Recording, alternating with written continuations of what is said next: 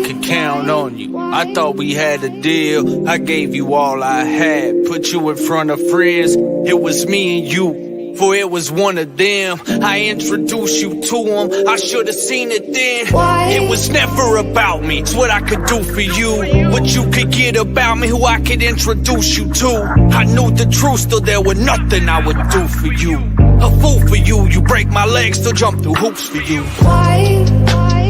I thought we had a deal. I thought we had a deal. I thought we had a deal. I thought we had a deal. It's hard to let you go when I'm still holding on. Said I should leave you, I don't need you, should be moving on. This shit is stupid hard, and I ain't ready for it. Said I should leave you, I don't need you, I ain't ready for it.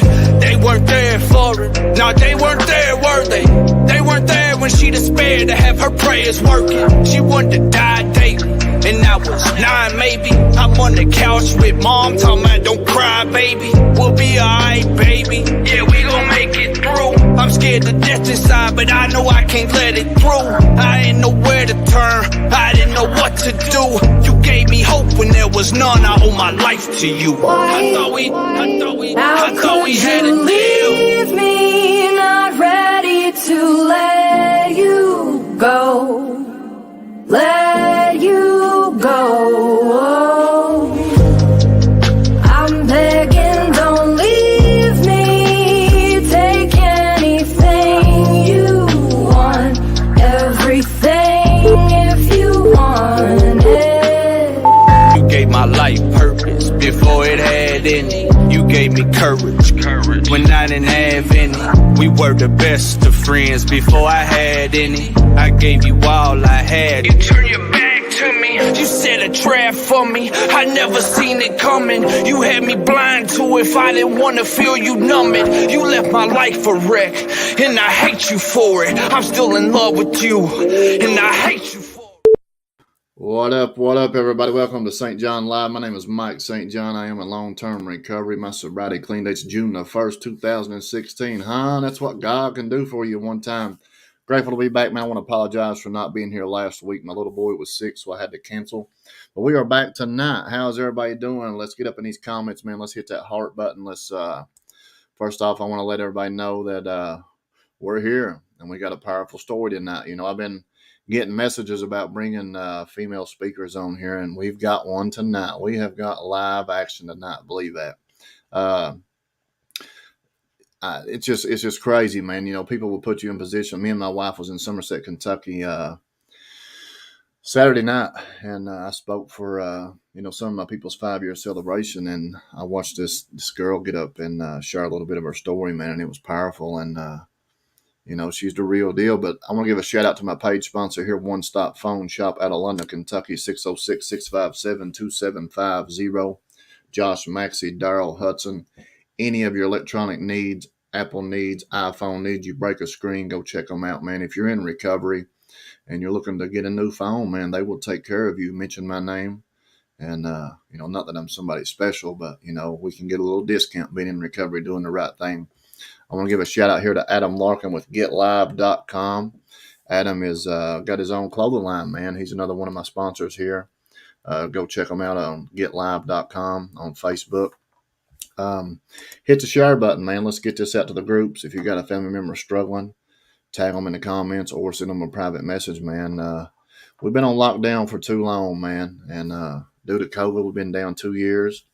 I've lost a lot of my friends, man, and I'm sure you've lost a lot of your friends due to relapse, OD, suicide, depression, whatever, man. It's sad, but we're coming out.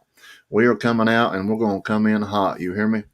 Let us know where you're watching from. Post your sobriety clean dates. Let me get in here and hit this comment real quick. I am in Richmond, Kentucky. Let's see, 6/1/16. Hit the heart button, man. Post your sobriety clean dates. Let us know where you're watching from, man. Get a shout out in these comments. We got Chad Helm. I love you from the Isaiah House. Yeah, let us know what treatment facility you work at, where you went through at, no matter where at. You know what I'm saying? That's a good thing about this platform. It's my name, and we can talk about whatever. I work for the Hope Center, so, we can talk about other treatment facilities, man. Chad Helm, welcome. I love you, man. Joe Price, proud of you, man. Love you. Lisa Marie Reed, always in here. Lisa, me and I was at work this weekend, and my peer mentor that helps me said, "Hey, I remember you had a post about a little boy here a few months ago." I said, "Yeah, that little boy's out of Indiana." And I've been aiming to check in with you. So maybe tomorrow, I won't have time tomorrow. Maybe the next day, I will video chat, and I'd like to speak to your little boy. So remind me. Sally Devine, welcome. Always in here. Jennifer, I cannot say your last name. Jennifer, I'm going to try it. Braunstrup. I hope I said that right. If not, I'm sorry. I got my GED almost 3.5 years ago, so I'm not perfect, but welcome. Mandy Gooden, she asked me to tag you. Welcome. Denzel Hall, Isaiah House, proud of you, bub.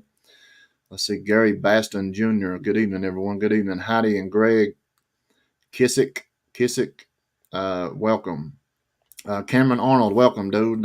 Appreciate you, bro. Get this shared out for me one time. Stephen McFadden, 22621, my homeboy from Laurel County. What's crazy, man, tomorrow, Stephen, I'll be in Laurel County, man. I get to speak at day treatment again.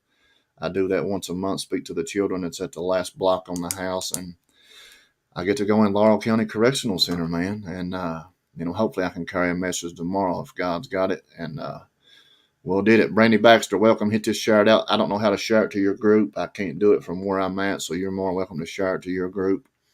Cassandra Phelan, yes, proud of her. She just celebrated 5 years clean and sober. And that's another woman, I met while we was speaking in Somerset. I got invited, man. Like, hey, bro, I want you to come over and speak to my wife and Cassandra's celebration. And that meant a lot to me, man. Like, people invite me into a church building. Huh? You hear me? Like Mike St. John was in a church building. I love speaking in a church building, man. I cried like a little baby. You hear me? I had tissues out pockets, in my ears, down my nose. It was awesome. Let's see who else we got in here. Baby Adams, I see you. Hit that share button one time. Boy, Rebecca. Listen, I don't know how to say these names for real. Macaulay. I hope I said that right. Welcome. Bill Callahan, love you, man. What's happening, bro? Keep on doing the work, man. Hey, I'm giving it, wide open or bust. You hear me? I'm grabbing gears and burning tires, huh? Carrying that message. Kelly May Alm, welcome. Let's see, Jennifer. No, I done said that name. Bradley Chadwell, I see you, big boy. It was good to talk to you today, man. Hit that share button one time. Show me some love. Player. Angel Doughfly, Little Falls, Minnesota. I hope I said that right. MN stands for Minnesota, don't it? I hope it does.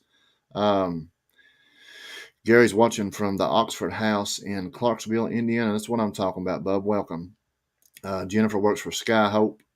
James Burchett, love you, dude. Miss you, man. 2319. Come and see me on the weekends, man. I have a seat for you.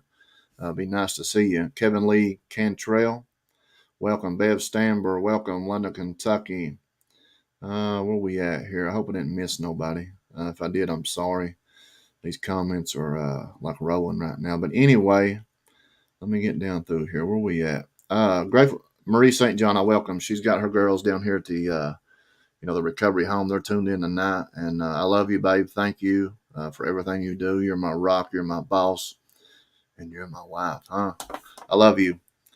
Josh Chadwell, welcome, man. Good to see you in here, man. Lindsay York, Hope Center 1318. We're going to get in here. We're going to get started, man. Just grateful to be here, man. This girl that's coming on here, this woman that's coming on here, she's the real deal. We was talking backstage, and she's one of us. You hear me? She's one of us. And it just shows you, man, if you work this program, man, you buy into this power greater than herself, man, which I choose to call God, your life can change. If you're not done, you're not done. And, it's okay to not be done. But, it's the consequences, man. You're going to die, wind up in jail or rehab like I did. And I'm grateful I went to rehab, man. I'm grateful that I finally surrendered, man, because I wouldn't be where I'm at today if it wasn't for God. I wouldn't have my wife, my children, and all the doors that God's opened for me, man, to carry a message. I'm just a messenger. And, I should be in prison or dead. And I'm here. Anyway, we got 43 people watching, man. We got 26 hearts. Let's get them hearts up to about 43. Those numbers don't weigh out, 44 and 26. So let's get the scales about even here. Hit that heart button. Boom, boom, boom. And we'll get this started, man. This girl's got a powerful message. Let's hit them heart buttons. Come on. Where we at here? Okay, but yeah, I'm gonna bring her on here, man.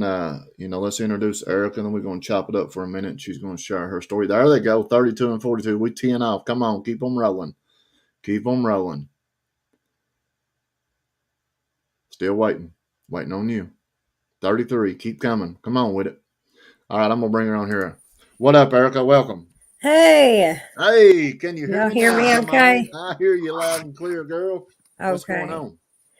Not a lot. Had a long day at work today, but I've been pretty nervous about doing this all day. But Listen, they ain't nothing to be nervous about, man. I heard you speak up there in front of all them people while I was speaking. Listen, you got this. Come on now.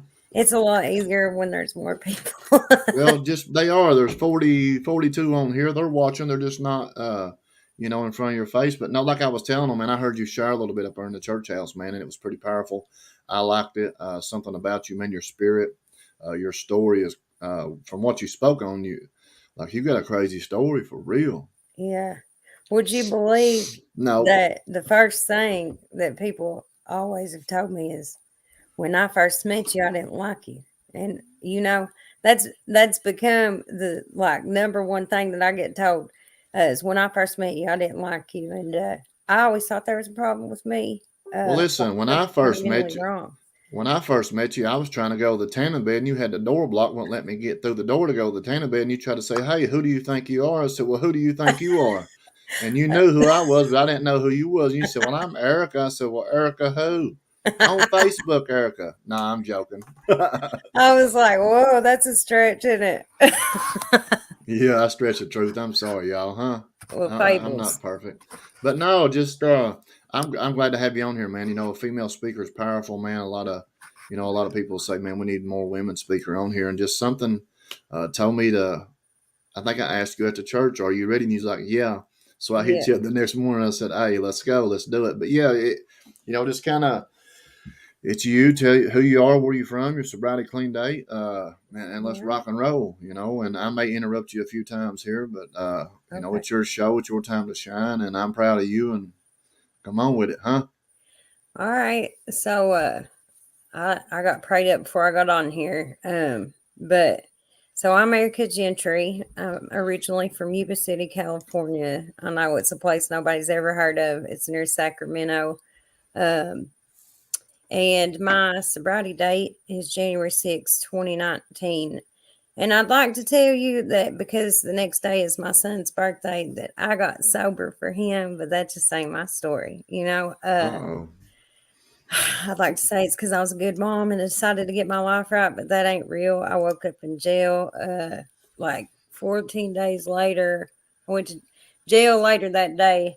Woke up like 12, 14 days later, just sleeping off the 3, 4, 5 years I'd been woke and realized I'd missed it, you know, right. another one.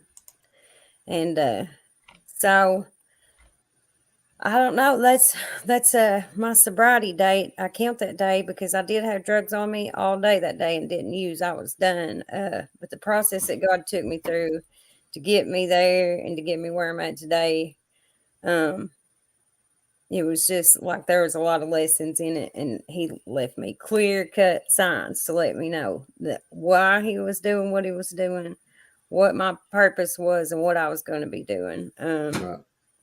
And I'm just grateful. I'm real grateful to be alive today. I guess I can tell you a little about my childhood. Yeah, let's go.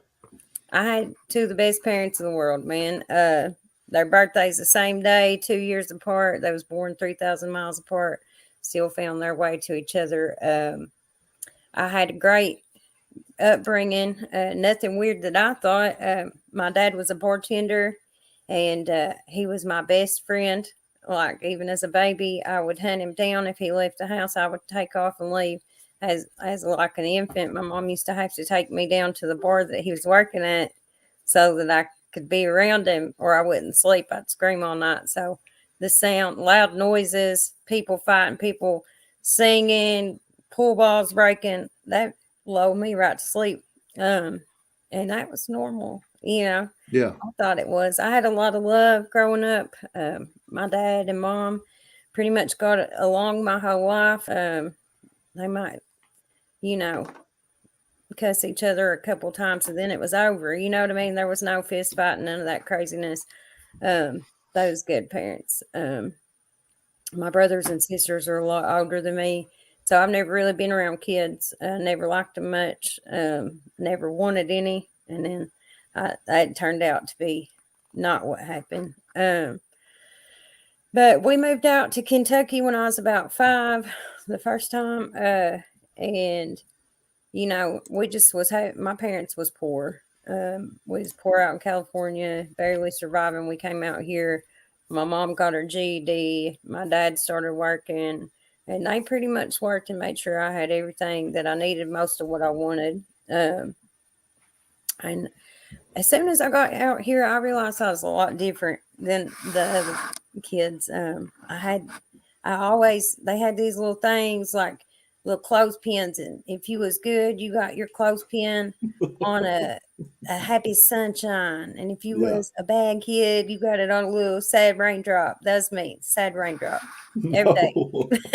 Talking, right? I've spent my entire life people telling me to sit down, be quiet. I had turns out I had like an attention deficit problem, and part of that too was I would get done really fast with everything, and then I'd want everybody else to play, um, and so I struggled quite a bit. My clothes didn't look the same. I came out from California with my lot of LA gears on, 6 different color shoestrings, crazy. No way. LA gear, really? Yeah, that was what was in back then, Mike.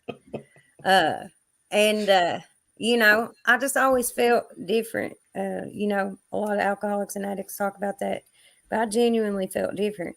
I mean, and I think a lot of times I separated myself out from other people because, like, I felt different because everybody else's parents was getting a divorce and mine was getting together. I wanted my parents to break up, and I just wanted to be like people so bad. Because I knew that I wouldn't. And I couldn't understand how kids could just sit there and be good all day. And I couldn't understand how people didn't get in trouble all the time, or how people just didn't say the things that they thought. Like, Right. I say everything I think, there ain't no filter there.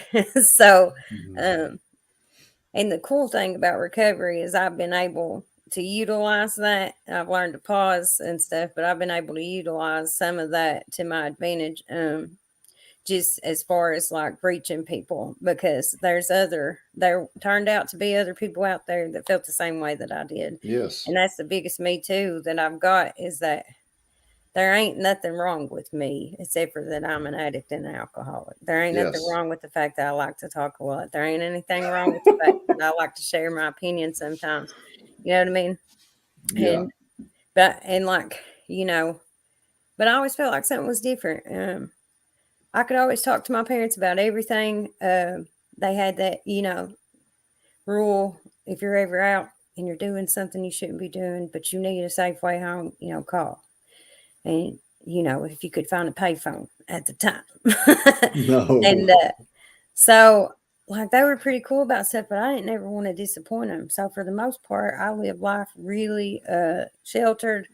Um, when I did start going out, I was 12, maybe 13, snuck out, had myself a 19-year-old boyfriend, didn't know where I was going. All in the same night, I wound up, he was smoking and drinking a beer. So I tried, I drank a beer with him, smoked for the first time. We wound up going. He turned out to be somebody that was already strung out on drugs. And what does a 19-year-old want with a 12, 13-year-old anyway? And so then we went by and got some crack, my first night ever out. Then we got some OC80s, and I did all that. I, How old was you? I it's just about around my 13th birthday. Wow. And so I might have been 13. I think I was about 12.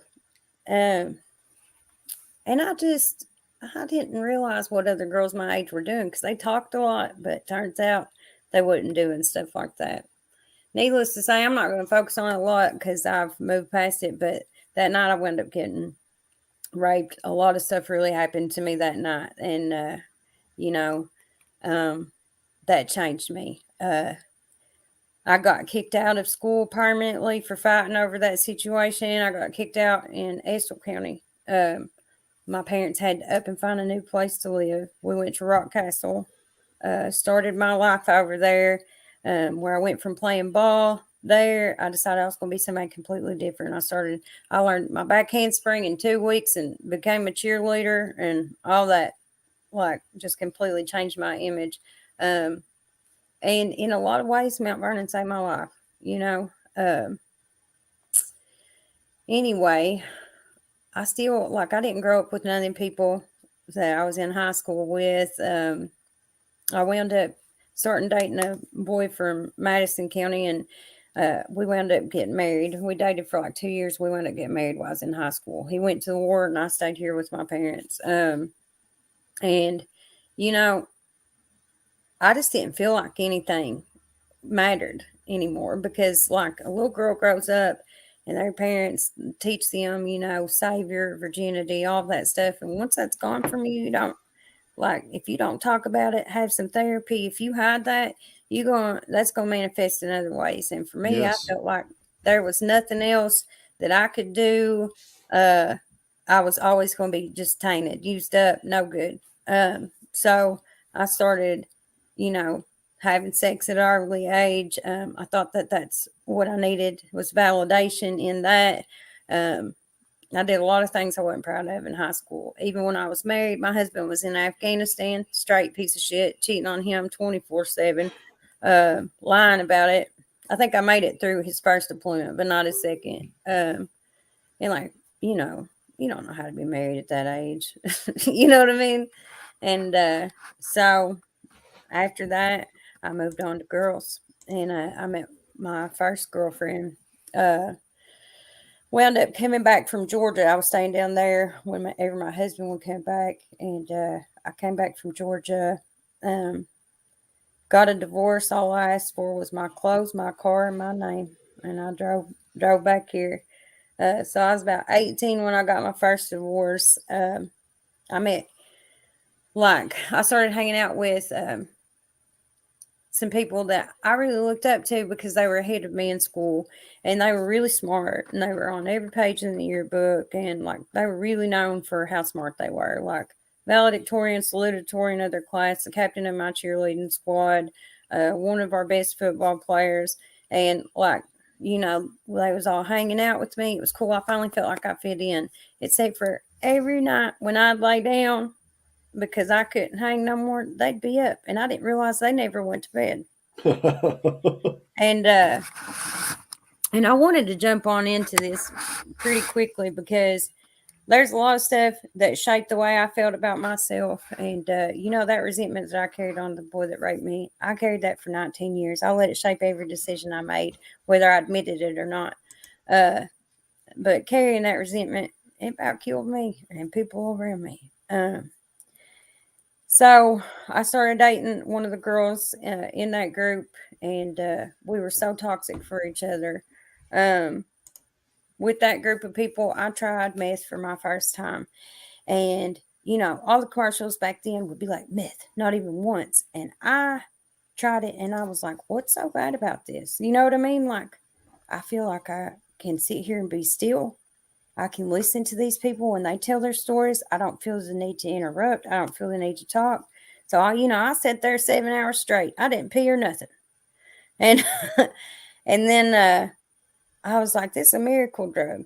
Well, that turned out to be what they was doing. They was up on meth. And so I wanted to be a part of that.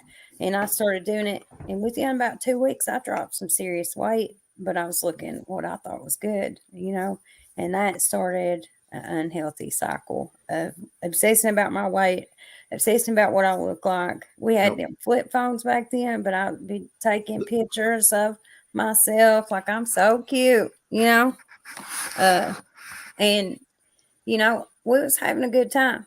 I did that for a little while.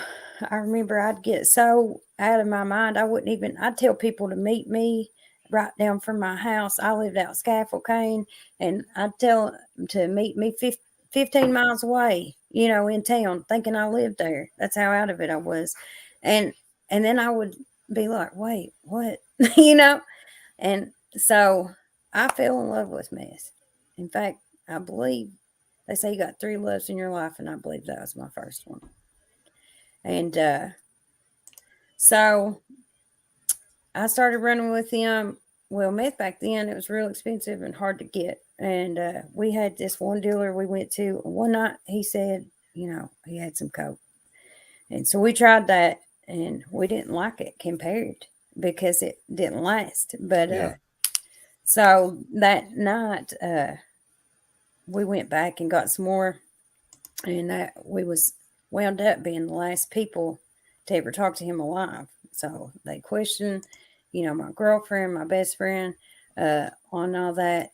And you'd think, well, they figured out it wasn't us, but you'd think that that had stopped me. But the No. thrill of that made me, I started hitting Richmond hard, looking for coke. I couldn't get meth no more because he's dead and gone. So I started doing coke nonstop. And I was trustworthy. You know what I mean? That's the best thing that they said about me, and that made me feel proud of myself. Like that criminal pride that I had, what far outweighed any other feeling. Like I was trusted with money, whatever, drugs, whatever, and I always had them. I never had to pay for them, and it turned out to be a whole lifestyle to me. I remember the first time that I got addressed in treatment, they build you a contract. And a friend of mine that was from Richmond, she put 1,000 words. We're not on Turpin Drive anymore. And like No. it was hard to let that lifestyle go, man. I got knocked up while I had like a girlfriend that I was living with, but we was broke up, and she supported me the whole time that I was pregnant. But I promise I convinced myself that I wouldn't. So I never wanted kids, like I mentioned in the beginning. And about a month after I got pregnant, I took a pregnancy test right down here in Berea at Speedway. Nervous, out of my mind, and it came back positive. And I convinced myself that there was false positive, and I just ignored it. And it wasn't until after doing coke for at least 6 more months, and one day I was laying there and this little ball rolled across my stomach, and I was like, that must be an alien, because No. a baby would be the worst possible scenario. Please let it be an alien. You know what I mean? No. Knowing good and well that I done forgot about this pregnancy test I had. Yeah. You know what I mean? It's got to be an alien because it can't be a baby. Got It's a to. baby. And I was 6 months pregnant. I hadn't been to the doctor. Uh, Well, I started going to the doctor. I went a couple times, and within 2 months, man, I would make a resolution like, okay, I'm going to do what I'm supposed to. Now that I know for sure, I ain't going to do it no more. But I got all this coke on me. So I'm going to do it all tonight. And tomorrow, I ain't going to do no more. I'm going to quit. And the next day, I'd wake up and I had to have it. You know what I mean? Hmm. Just, I don't know what happens to me whenever I get pregnant with a child by somebody I don't even freaking know, really. Somebody I don't plan on raising a kid with. When you're out living that lifestyle, like all your dreams and everything's over at that point, and you've got this kid. What are you gonna do? And I'd like to say that I felt that love that mothers feel and they claim they feel. I did not feel that until I had her. I did a line of coke. I'd been doing good for about 2 days, and I couldn't take anymore. I did a little bump of coke. I was about 8 months pregnant, and it sent me into labor.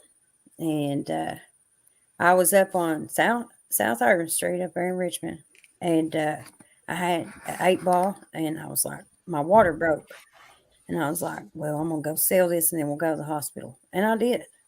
Insanity, man. Yeah. Insanity. So I went to the hospital, wound up leaving that hospital, went to another hospital, freaked out. You know what I mean? Like, and coke moves through your system real quick. So I wound up having my kid, Matea. I wound up having her, and when I met her, the thought of not having her was not an option. And so I had her. They started questioning me about the coke in my system. Well, it's in my system, but not in hers. She wasn't withdrawing. they let me do a preventative care plan, but I couldn't be alone in the room with her. And I worked so hard. That was the hardest I ever worked in my life. I quit doing drugs. At that time, I was taking drug tests, going to the mental health things, doing the parenting classes, did everything I was supposed to be doing. I even wound up finding like $100 bill full of Coke that I had back in the day in one of my jackets. And I flushed it. And I thought that Awesome. I had beat my addiction finally, that I cared that much that my kids could keep me sober. And they kept me sober off Coke, for a while. I had my daughter. I wound up getting pregnant 3 months later, had my son. And, you know, I got in the house and I was like, man, I wasn't made to be in this house, dude. I got cabin fever. I can't sit here. You know what I mean? I got to be making money, flipping, doing something. This is crazy. And so slowly I started trying to go out. I've been through several different people at this point, dating them like everybody's expendable at this point. That's all that people's good for is to trade them in for the next one when I get bored a couple years later. And I hate that because I'm pretty close with some of those people today, but they know how I was. Like that was literally the way that I was. I treated people like property, Yep. and then I got rid of them. And so I went ahead, had a second child, did good for 4 or 5 years. I was drinking wine, and I thought that was okay because Jesus drank wine, all that. Yeah. And I didn't do any other drugs. And then after a breakup, somebody else that I put before my kids, like my tendency was with being happy with these kids was that I had someone in my life to help be a second parent there, whether it be a girl or a guy, it didn't matter to me. And so these kids have seen multiple people in their life, and thank God I picked some decent people. However, then I started hanging out with this guy that I knew from high school, and he was just fun, man. Like we'd go wade fishing. I was doing stuff, during the summer. I didn't have my kids; they were with their dad, and my teeth was starting to mess up, and he was addicted to little cheap pain pills. Yeah. And one day they were hurting me bad. And he was like, well, you can have some of this. And he's like, I don't know if you want to go on this ride. And I was like, whatever, they ain't nothing. Yeah. And I did a little bump, not even a quarter of a 10, and that was my life every day for the next 3 years. Yep. After that, I broke up with him. I wound up meeting my husband that I have now. Awesome. And so this was in like 2014. We got together, and like he was my higher power. Everything revolved around him. We had my kids. He was good to my kids. He was working. I was trying to work, but there's something he don't know about me. We was doing some cheap pain pills together. There's something he don't know. We both quit. He's one of them weirdos. He can just lay stuff down and he's done. If he says he's done, he's done. It don't make no sense to me. But so I had to be done. So I did the only possible logical thing. I went and got some meth so I could get off the opiates, Yeah. because it's not physically addictive, Right. right? And so I traded, and I ran into what I called a good batch, and I said, "Well, it won't be around that long, no way. It always dries up, so I'll just do it while the getting's good." And like, I wound up getting pregnant with my kid, my third kid. So my middle one I didn't use with. My third one, my husband's, he wasn't my husband yet, but he still don't know I'm using meth every day. And the only time that he's starting to suspect is when I'm not on anything, and he's like, what is wrong with you? You know what I mean? Like, Yeah. she's crazy. Because, I respond a little differently to speed. Like, I calm down, I function, and I thought, I have to have my medicine. Nobody likes me when I'm unmedicated. Excuse after excuse to keep using. And so I kept a secret from him. And here I am, pregnant with a son that we want. We're like, I've grown beyond that. I know how much I love my kids. And for some reason, I can't stop. No. You know what I mean? And every day I have the same resolution. Tomorrow is the first day that Yeah. I ain't doing no more. But I Tomorrow. got all these drugs in my pocket. So I'm going to do them tonight. And it takes a lot to admit, that that's your rationalization. Well, I get Corey sucked into this because I get a friend to ask him if he wants to go fast after I've had my kid. I wound up getting away with it at the hospital. They sent me home with my kid. He didn't have nothing in his system.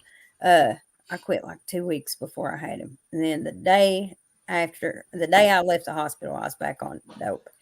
And so I'm like, fuck, I got a problem. I really need to break this to Corey where he doesn't know that I've been using this whole time so he don't leave me. And so I get a friend to ask him if he wants to go fast. And like, they know he'll party. I know he'll party Go at the fast. time. And he's like, I don't know. Let me ask Erica. And I was like, I don't know. I haven't done that in forever. Manipulative, right? Like, Go I'm fast. on it now at the time. And we did it. And then that was the best way for me to pretend like I just magically got hooked, right? Because I already got a problem. I've had this problem 3-4 years now. And so then he gets a little bit of a problem. He likes the lifestyle that comes with selling it. And we got married the month that I had my son. We'd been together like 3 years. Got married the month I had my son. That was in 2016. And by our first anniversary, we wasn't even speaking. No. He's taking my clients. I was taking his clients. We was fighting over business, over dope. It ain't worth it, right? We got a house, 2 cars, a freaking dog, 3 kids, and we can't even hold it together. So during the time that I was at my worst, I had got like a seatbelt ticket for forever back. And I ran from that seatbelt ticket for 18 months. Ran. Because I couldn't go to court like that. You know what I mean? So I ran. And they picked me up finally on a failure to appear on a seatbelt. Seatbelt. And I sat in jail for 5 days, they said. And when I got out of jail, that was in the winter in 2016. I got out of jail, or maybe it's 2017. Anyway, I sat in there for 5 days, and when I got out, it had been so cold, and we was on this like prepaid electric. So my electric ran out while I was in jail. Corey hadn't been back to the house. My kids are temporary custody with their dad. My youngest is with my sister. And I'll tell you, I went in for 5 days for a seatbelt ticket. When I got out, I went home, electric off, my pipes burst to my water heater, and my whole house was flooded. That's where God started me off at. Like, all right, we've had it. You can't even keep up with yourself. So everything I owned, gone. The whole house, gone. Can't continue to pay on it. Then Corey, he's done said, screw it. He ain't, we fighting. I've done stabbed him. You know what I mean? No. Uh, and you know, so he's out running the roads, and I think he's cheating. He thinks I'm cheating. We're just being awful. And I tell you what, the cycle of insanity looks like for me. You ever been able to say who's the toxic person in any given situation and know what you? Here I am. I'm toxic. If you ain't toxic yet, I bet I have the ability to bring it out of you. You know what I mean? One of them girls back in the day be like, bet you won't hit me though. You know what I mean? This is awful. I'd have hit me. So we would fight something awful, and we'd catch up with each other, try to run him over with our van. He'd have the car. He wound up wrecking our car into a tree. Then we started stealing the van back and forth from each other. It was crazy. No way to live. I never got my kids back. Never. It goes on. I slowly start to lose everything. My parents are losing their house. Corey's gone. Everybody's gone at this point. I hate everybody. I think everybody's tapped into my brain all the time. Quit telling me it's the dope. I was on the dope for so long and y'all didn't even know. Now y'all know, and now I'm crazy. You know what I Yeah. mean? And just turned out it became acceptable. I let them know, and then it became acceptable. I got everybody else doing it. Now it's acceptable, and then I was doing way too much of it. And so I got locked up again for dancing in the street with a dog, if you can believe it. That's what it says on my arrest warrant. So I go to jail. I get out. My sister and my mom's like, we're sending you back to California. So I go out there for 3 months. I get myself straight. I'm just smoking weed. I come back out here to handle some court stuff. And as soon as that plane touched down in Kentucky, I was like, I need some meth. And I tried. Okay. So I did. I wound up doing some about my second night here, first night maybe. And then I knew I had custody court. And I was like, I ain't doing this. I just sobered up. So I quit smoking. I quit doing everything. 29 and a half days. The night of court, 2 a.m. Yeah. I started hitting the chicken bone. Right before I got to go in there for court for my kid. Then I showed up. And they wanted to give me a drug test. I walked out. That day. I left. And so then I didn't have nowhere to live. I'm stuck here in Kentucky. My sister's trying to get me back out to California. I've done had my phone stolen by some crackheads, just crazy stuff. So I go on an adventure walking. After I lost my kids, I started shooting up everything. If I wasn't a mom, what was I? I wasn't ever nothing before, If I wasn't a wife, what was I? Everything else was my higher power but God. And I hated God. I felt like it was his fault. He took everything from me. None of it was ever my fault. And I was never a bad mom. Let's be real. I put men and women before my kids. I put drugs before my kids. And then when I didn't have them or other people failed to meet my expectations, I took it out on my daughter.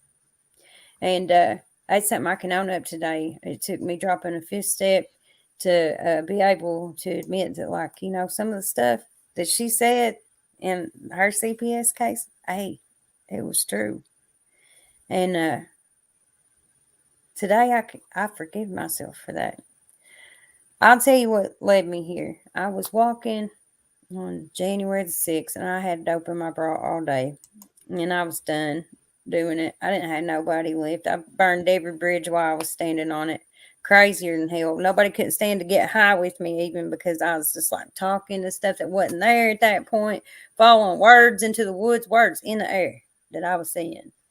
Thought I was intercepting like radio signals, something crazy. Been on meth for 5 years straight, except for 3 months. And I'm taking off walking. I said, screw this. I'm going back to California. If I got to walk to the Berea bus station, that's where I'm headed. And I got pulled over walking right there in Broadhead, Kentucky. And that cop gave me down the road. He wound up getting me, talked myself into some stuff. And I knew really all I'm worried about, I got dope in my bra that I've been trying to just get rid of. But I didn't have the sense to just throw it away. I was going to give it to somebody. As soon as I ran into somebody, they could have it. And he gave me every opportunity to say I didn't have it. And I was like, you ain't getting me hemmed in. You know what I mean? I wound up catching a burglary charge. I probably could have got out of that charge, really, because it was technically criminal trespassing. And the people didn't want to press charges on me, but the state picked it up. I went to jail. I had that dope in my bra. I tried to blame it on the jailer down there, Josie Binge. And if she ever sees this, she knows I'm sorry. I've already made amends with her. However, so they test it and all that. It comes back possession. And promoting contraband. I know I'm about to have to sit in this jail. But I go in there and I don't know how legal processes work. I've got away with getting high and hiding it for 15 years. And I ain't had no consequences. I ain't never lost anything. My parents have always picked up the slack. I've always moved from the next person to the next person and blamed them for my problems. So I went to jail and I cussed them. I called them everything but their name. They got me in there. I wound up feeling real sick when I got in there. And I just went to sleep. And I had caught like the flu or something. So I was out about 12, 14 days. And I get in there And I don't know if you've ever tried to hold this much energy inside one body, but I have that much energy all the time. And you put me in an 8-woman cell with 50, 60 women in there, it's a nightmare. Uh, and when I got in there, a woman came in. Her name was Erica. And she started bringing a Bible study into that jail. And it got me out of my cell. But there was something about her that made me go to that. She was glowing from the inside out. And there was something she had that I wanted. And she brought me a different Bible every week. And so I would come and I'd ask her questions. I would want to know why this is this way. And she started explaining it to me. Well, that's kind of what I did to kind of work on my relationship with God. I really like the New Testament, the book of Matthew. Um, and then they come back, proceed by indictment. So I was in there for 60 days. And then it wound up being about 4 months in. My lawyer came and he said, all right, I'm going to give you a 4 for 4 pretrial diversion, and I can't get you no better than that. We're going to throw out everything, but that you're going and amend down that burglary charge. And at this time, like something had happened at jail, and this girl tried to kill herself. And about 15 minutes later, I started hearing voices in my head, and I'd been talking to them for about a solid month straight. This is the only people I'm talking to. I quit talking to everybody in jail. People were starting to get concerned in jail for me. Something happened that night. They just came and they didn't leave. So I'm in there and he's telling me what I'm going to get. And they're all like, take it, take that deal. And I'm like, I don't know. I think I'm not supposed to. And so, I'm having this conversation with myself in front of my lawyer. And I was like, listen, the only thing I know is if you give me that 4 for 4 and I leave jail tomorrow, how I'm going to even report? How am I going to even go to probation? I need help. And he's like, well, when you get to probation, maybe they can put you in a halfway house. And I was like, I'm not going to make it there. If you let me out these doors, I'm getting high. I've been sober for 4 months. I'm getting high. And he said, you're going to have to wait in jail for a bed. And I was like, well, I'll have to. And they sent me to court. They gave me a 3 for 3. And I went before Judge Burdett. And he's retired now. And I haven't had the opportunity to go in front of him. But if I could, I would thank him. Because he looked at me that day. And he said, Miss Gentry, I'm going to give you what you want. You're getting long-term treatment. And if you leave, what happens to you? And I said, I go to prison. And he said, it's every you're going to serve it in county, every day of it. And I was like, okay, great. So they sent me to Harlan County, Everett, Kentucky. And I'm like, there ain't nothing here. I don't know how to get out of here. I don't even know what side of the state I'm on. I get out there and it is like boot camp. You know what I mean? They're checking rooms with paper towels and all this. And I'm like, 6 to 9 months. That's all you got to do. But it said upon completion. Well, I told them I'm just going to be here for 6 to 9 months. And they all started laughing at me. Turns out that's a rare case. I get out there and I'm in SOS. I'm talking to myself. I guess people are concerned, but nobody wants to say nothing. And I got lucky because no one ever sent me off to get me evaluated. They just kept hoping that I would come back. But I was that girl that they were like, she's got a bad shot of dope. And I didn't have no bad shot. I just never went to bed. I didn't have no hot shot. Nobody tried to kill me. Good drugs do that too. They take your mind. Meth is out to take your mind from you. I get there and I got a problem. I got a failure to assimilate. That's all I can tell you. I cannot do what they want me to do because they have asked me to do it, if that makes sense. You know what I mean? If they told Yes. me to go out and get high, I wouldn't have. You know what I mean? Like, if they had told me this is going to get you sober, I'd be like, well, no. I had a why for everything. I had a how for everything. And I had a fancy vocabulary to go with it. So I'd confuse them. You know what I mean? And my arrogance got me in trouble a lot. My pride got me in trouble a lot. I got addressed in that center. I'm telling you, I sat there and they tell me to pray and they tell me to meditate. And all I could hear is like when I'm asking you how to get what you got and you tell me to pray and meditate, All I can hear is when I ask you how you lost weight and you tell me to diet and exercise. I ain't trying to hear that. Diet and exercise. I ain't trying to hear pray and meditate. They'd be like, are you praying? Yeah, I prayed. No, I didn't pray. I didn't pray. And if I did, my thoughts was so crazy, I couldn't even remember I was praying. You know what I mean? Yeah. And the gap between me and God was so far because I was looking for him everywhere else. Between me and God, the distance was humongous until I started looking for him in myself. That's where I found him. I started to drop my inventory with God before you drop with your sponsor. And I decided to put everything up on the wall, one post-it per name, never repeat it. And I looked at it in entirety. And I was like, is that everything that I'm carrying? That is exhausting. So I stuck a chair in front of a mirror, and somebody gave me the advice, if you don't know, if you feel like your prayers are hitting the ceiling and you don't know how to drop with God, look in a mirror and look for him inside of you. So I set a chair over there away from my post-it wall, and I would go and I'd get one post-it off the wall per name, and I'd say every indiscretion, every harm, everything to myself. It was awkward because I couldn't even look myself in the eye at the time. And by the end of it, I would only get one at a time and sit them down. And by the end of it, 3.5 hours later, I felt like I had done something. Most people that I was in treatment with was like, I didn't get much out of dropping with God. And I was like, no, we're fixing this God issue right now. You know what I mean? Like, he's Right. going to hear me today. And the last post-it was God. And after that, the next day I dropped with my sponsor, and it was like, I started working 6 and 7, and I fell in love with those steps. Humble yourself before God has to come and humble you. And I knew exactly what that looked like because he walked me through a long 2-year process of taking every single thing that I cared about away from me. Sometimes, your kid sits in front of a TV too long, you take the remote. They sit on that iPad too long, you take the iPad. That's what he did. You sit and you focus on everything else but God, he going to take every bit of that from you. And I did my kids so wrong, and I drug them through so much. And I felt this core belief like I was going to be a failure if I didn't have them. So I latched onto them too long, and I drug them through too much stuff. And sometimes the power and the freedom is in letting go. Yep. And so I finally, he just took them. I didn't have to let go. He was like, nope, you ain't hurting these kids no more. You ain't hurting this man no more. Nope, your dog's gone. He's in heaven with me.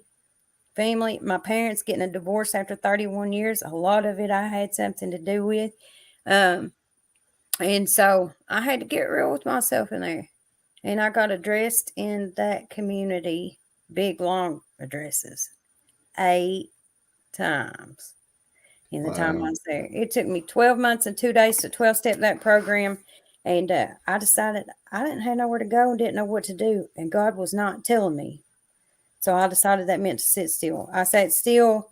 I did one commitment in the Peer Mentor's office. Still didn't know what to do. 2 commitments. That's 6 months.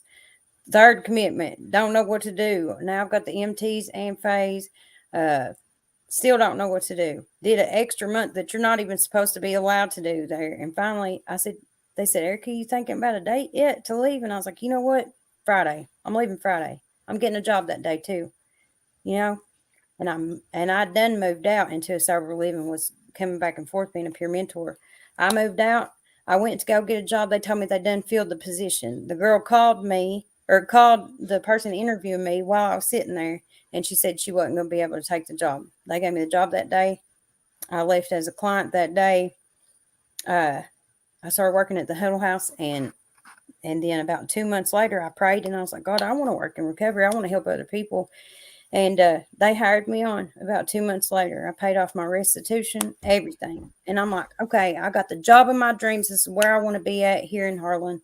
Corey gets out of jail. I ain't talked to him in 4 years, right? And I'm like, shoot, that's that amends I don't want to make. So I message him. He comes up with my people you may know. And I'm like, hey, I'm working a program. Part of the program is that I'm making amends with you. And he's like, I'm going to call you in just a minute.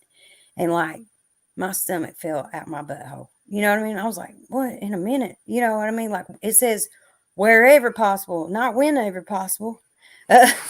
And so we got to talking that night, and he had my youngest son in his life. My sister was letting him come around, and so Corey was out. He was doing good.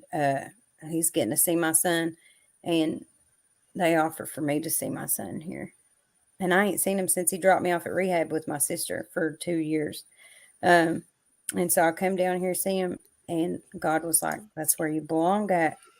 And we took it slow for a while. I drove back and forth. I worked there for a few months, and I was like, "I've got an opportunity to be in my kid's life.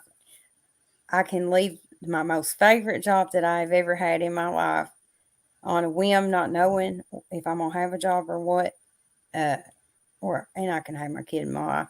I wound up getting 3 job offers when I left, and I wound up stumbling into the Isaiah house, and it was nothing like the program I worked, and it was everything that I did not know how to do.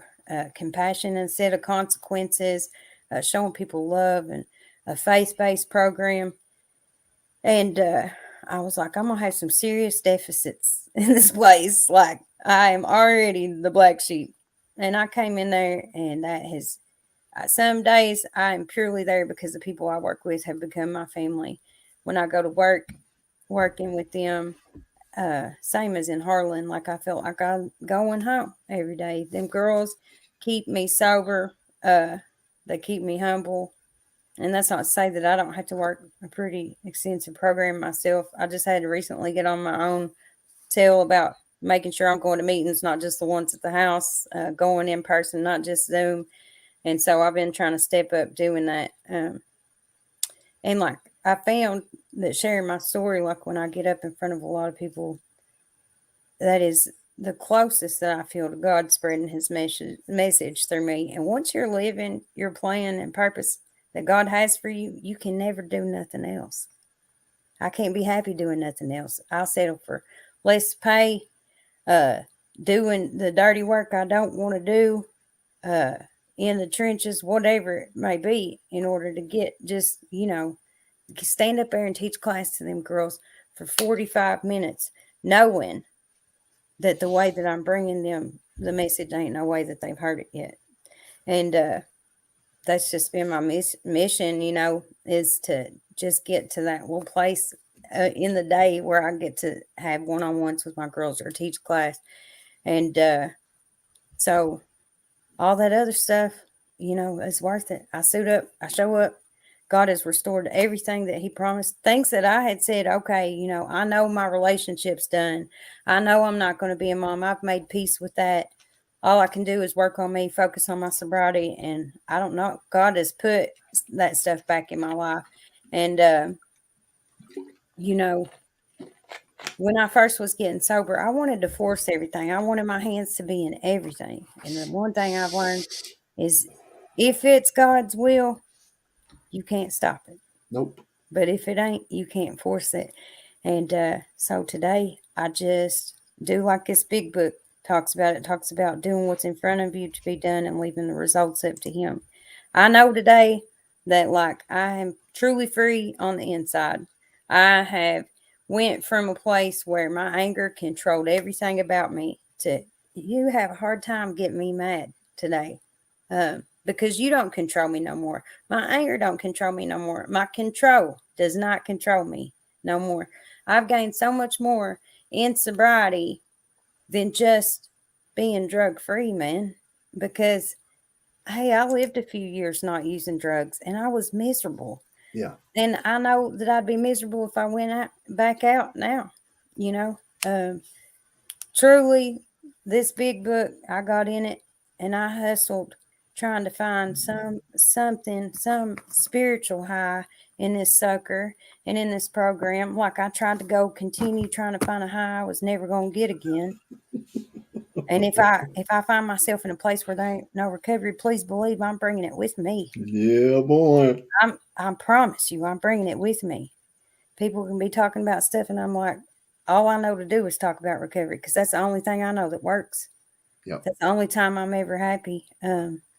So today I know that God has helped a lot of people because He took me on a long and broken road, to get to here. Then I know that I was the last person for many years that anybody would have thought would have been an addict. In fact, I hated them. But everything that you despise, you will become. And I just want the one thing I want to leave you guys with is there is not anybody mentally too far gone for God to restore. I prayed every day for 20, 22, 27 months. Slowly it got better, and I kept asking for God to restore me to sanity. And He he was, because I wasn't doing the same thing, but my mind, it wasn't healing like I thought I wanted it to. I was like, maybe God just really can't heal me. And then you know what? I started living my life like I was healed. I started living my life like these voices in me is about to kick AA's ass. We about to take some recovery names. We about to all seven of us in here is about to help people. And that's what they did. A lot of times the voices in my head would be like, don't do that. We're going to get consequences. And I'd be like, so, anytime it's a bad idea, you guarantee that's me and self will. And so slowly I quit entertaining it. They started to become one with me again. And instead of feeling like I had stepped outside of myself and let every demon, whatever, take over, instead, I got to live back inside my own body. I got to be back inside of my own mind. I got to make decisions based off what I really wanted. I got to learn what I really wanted. Today, I know what colors I like. You know what I mean? Today, I know. Hey, me and my husband, we used to fight more than anything about where to eat. I just decide. I don't leave it up to him. We'll go wherever. The first thing I say, I don't even care. We'll stay home. We I'm ain't. gonna I'm gonna try that with Marie. Good suggestion. Hey, yesterday we was talking. I said, babe, it has been so long since one of us decided to get out of the car and walk instead. You know what I mean? He said, but I ain't above it. But we just don't fight no more. God's changed him. He's changed me. I quit smoking. I'm still vaping, but like some of the harder stuff that I couldn't imagine living life without, I just decided one day and I worked the steps on it and it's helped.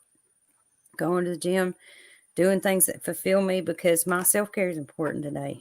Yes. All I was trying to do was keep up, be a mom, keep up, stay up all the time. You know, can't do that. You ain't no kind of mom. I'm here to tell you, if you on drugs and you using and you still got your kids, you ain't being a mom. You ain't a good mom. You can't be. You can't be. They want your presence. They don't want presents. I was not there. You see that little hand under the door? You got yourself locked in the bathtub. Just, I need a minute. Man, how long is your kids got to wait out there? You know what I mean? How long they going to be waiting? They used to say the same to us in treatment. Would your kids write these words so you'd get sober? And I'd be like, you know what? My little girl alone would have wrote every word that every woman in there wrote just to have me back. Have have a mom that understood what she was trying to say. Had a mom that took the time to try to not blame her, make her be perfect, live up to her expectations. All of these things I've gained in sobriety. Might be too late. I ain't seen my little girl and I ain't seen my oldest, which is my daughter, and my middle son. And it's not looking good for me to get to see them. Their dad don't want no part of me. He don't care what I've done. It's going to be a long road. But my youngest is in my life, and he calls me mom, and he calls my sister mom. And that's okay. We get him every other weekend. We do our best to give him what he needs, and we spend time with him when he's here. He gets to do stuff with us. And I'm getting to do that today. I bought a car last year. It's a $500 car, and I made about $20,000 off that car. And that ain't a lot, but that, it got me back and forth. And then I bought me a new car. And, on the 23rd, I will have officially not been a client at Cumberland Hope for a year. So I've done a lot this year. Still moving. And that's it. Stuff. That's good stuff, man. Erica, you got a powerful story. The comments has been popping, blowing up. I can't see them. Well, M to the Rock out of Dallas, Texas, he was on here and he said that this woman has a great sponsor. I hear it. Talking about he hears it through you. She's on here right now. You just spoke at her thing. Cassandra Phelan, that's I'll throw it out there. That's her sponsor. But I was able to come and speak at Cassandra's 5 years, and that's where I met Erica. And listen, man, I'm proud of you. My wife's proud of you. My wife says she needs a gym partner. So listen. Yes. What? Yeah, I'll work out with her. That's self-will. Working out with Marie. No. That ain't self-will. We're getting fit and getting tan. Yeah. There's your gym partner. But listen, I'm proud of you, man. And you're just so laid back, man. And you know, you've killed your story tonight. And it shows in you like you're humble. You know what I mean? You've seen some things. You've done some things. And now you're carrying the message. And, you know, I'm super proud of you, man. Like, wow. You know what I'm saying? Them voices in your head, they do go away soon, don't they? They do. And maybe it isn't as fast as everybody else, but they do. They do. I can truly say today I'm free from that. But I know what it's like. Before, when I used to be like, they're crazy. No, like, when you go from what I went to where I was at, it was like being present in a different mind and knowing that it ain't right. And not knowing how to stop it. Yeah. Thinking about putting ice picks in your temple. You know what I mean? Just to stop them. Thinking the craziest thing. Well, listen, I'm proud of you. I didn't mean to interrupt you. It's 10:05. We've run over. I've got a babysitter in here watching the kids while Marie's at work. Listen, I'm proud of you. You killed it. Anything we can do to help, hit us up. Same here. And I thank you for everything you do at the Isaiah House. Robbie Pearson was on here, and he was like, yeah, Isaiah House, show out one time. So listen, keep doing what you're doing, man, and get up with my wife. And there's her new gym partner. You just threw me in the doghouse. Thank you, Erica. Yeah, you can babysit while we go. Okay. Yeah. I love you. Thanks. Love you. Thanks. Yes, sir. Erica's got a powerful story, man. I met her here over the weekend, and something about her, man. She not only talks it, she walks it. And, you know, her story tonight, just calm and collective. Super proud of her. But I'm going to give some shout outs here. Listen up, April the 30th, Corbin, Kentucky. Me and my wife is bringing Hometown Hope. We've got some powerful speakers. Dollar Green was in the comments here. He is showing up. That's our guest speaker. We've got the Prodigal Sons doing the music. We've got Daniel Melton out of Corbin, Kentucky. We've got Andrew Delgado out of Berea.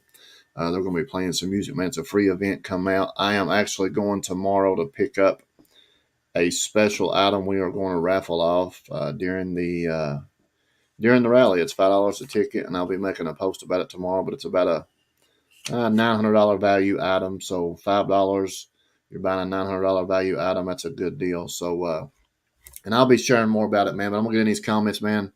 M to the Rock, thank you for watching, dude. You're a huge inspiration, man.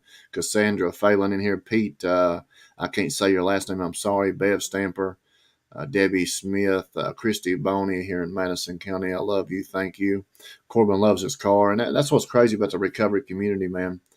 People's willing to help people and don't want nothing in return, but keep doing what we're doing. And that's what it's about, man. God could and would if he were salt. And we're going to wrap this up, man.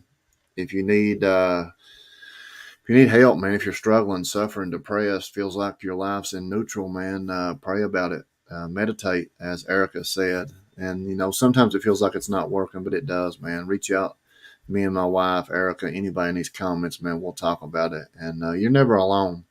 You know, when I used to handle the life on my shoulders alone, man, I stayed just aggravated, depressed, angry at the world. And I'm still angry today. Like, I got a dog. I got 2 kids. I'm 42. I got a wife that tells me what to do.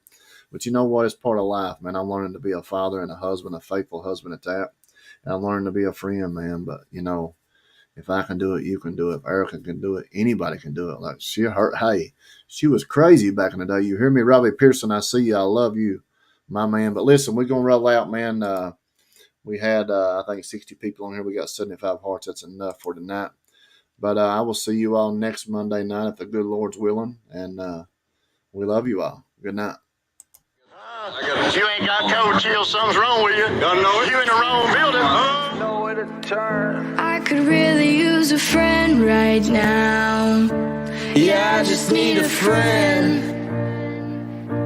I'm staring at my window pane. I'm staring at my window pane. I could use a friend. I could use a a friend. I just need a friend right now. I'm staring at my window pane. I'm counting raindrops, like where's God at? When will the pain stop? Like when will this be over? How come I can't stop? I swear to God, I can't stop. I ain't believing God, still I would pray to him. When no one else around, when they brought them trays to him.